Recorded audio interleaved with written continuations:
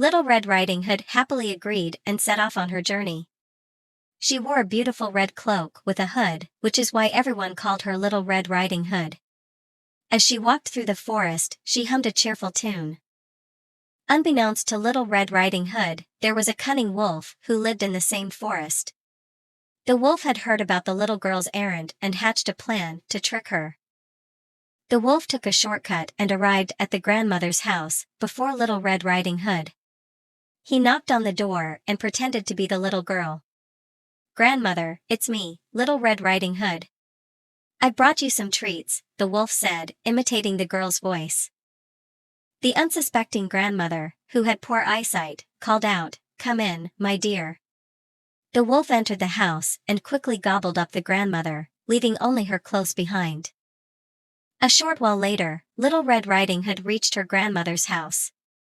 She knocked on the door and called out, "Grandmother, it's me, Little Red Riding Hood. I brought you some goodies."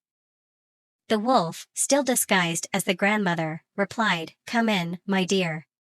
Little Red Riding Hood entered the house and found her grandmother looking strangely different. "Oh, grandmother, what big ears you have," she said, confused. "All the better to hear you with, my dear," replied the wolf, trying to sound like the grandmother. Little Red Riding Hood was puzzled but continued, "Oh, grandmother, what big eyes you have." "All the better to see you with, my dear," said the wolf, trying to disguise himself further.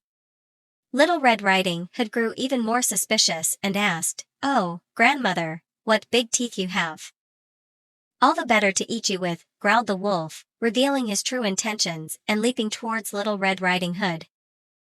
But just as the wolf lunged at her, a brave woodsman happened to pass by. He heard the commotion and rushed into the house.